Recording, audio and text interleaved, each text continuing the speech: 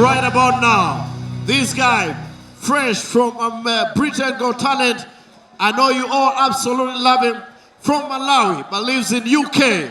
Nairobi, Churchill Show family, rise up on your feet as we introduce one of the finest men in the world. Give it up for Daliso Chaponda. Daliso.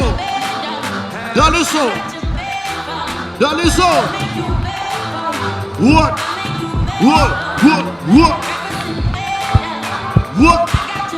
Daliso. What? Show some love to Daliso Chaponda. Wow, thank you so much for having me back, Kenya. Actually, when they called me, they said, you're famous now. Are you still going to do Kenya? And I was like, Kenya, you booked me long before I did Britain's Got Talent. I'll never say no to 254. Never say no. Thank you. But I've had a crazy year. So I did Britain's Got Talent. For those of you who didn't watch it, I ended up coming third. Right. Yes, it was good. Cool. I'm very happy with third, because the way I look at it, coming third, if it was the Olympic 100 meters, is like being the first white guy. And my family from Malawi, they all flew to England to watch me perform. But they came with African rules. Because they were all telling me, oh, when you're backstage, don't eat any food. They are going to witchcraft you. But the prize for Britain's Got Talent was a lot of money. It was £250,000. That's 35 million Kenyan shillings. Wow! I almost got it, but I didn't get it. I was so close. But the person who won was this very talented pianist. He gave all the money, all the prize money to charity to help underprivileged children. Isn't that beautiful? It's beautiful.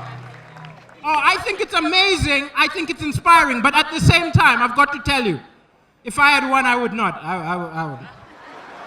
I would not have given it away. Could you give that much money away? I could not.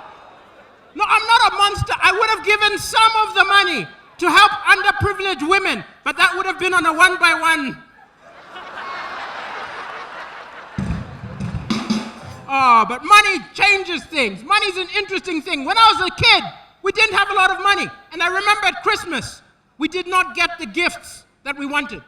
And I went to my dad and I said, Dad, why does Santa Claus go to the neighbors? Give them the big remote control car, comes here, give me this little one. My dad didn't want to ruin the magic. He told me, look, you have to understand, Santa Claus is a huge racist. He doesn't like black people.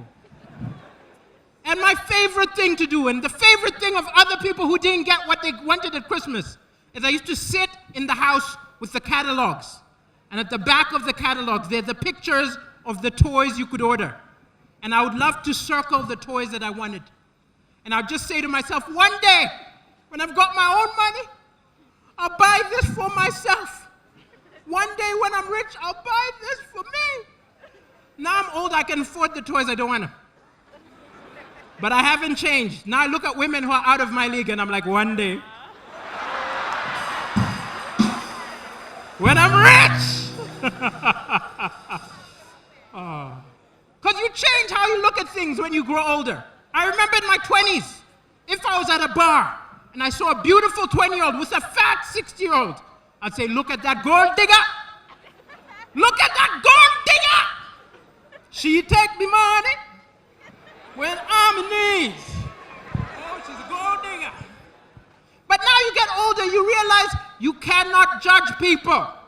So now, if I'm at a bar and I see a beautiful 20-year-old, I say to myself, I hope she's a gold digger. Though I also heard that in Kenya, at least 50% of the people believe in witchcraft. At least 50%, at least half. Come on, I read it in your newspaper. With those numbers, I think at Kenyatta Hospital, they need to build a witchcraft wing. Yeah? So you choose. You choose when you go in. Do I need to go to the gynecologist? Do I need to go to the surgeon? No, I'll go to the chicken wing. Chicken wing. And they will slaughter a chicken and they'll eat me.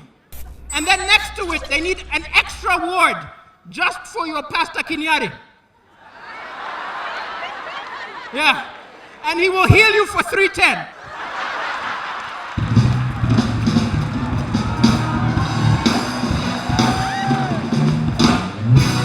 Thank you very much, ladies and gentlemen. It's been a blast. Thank you for having me back in Kenya.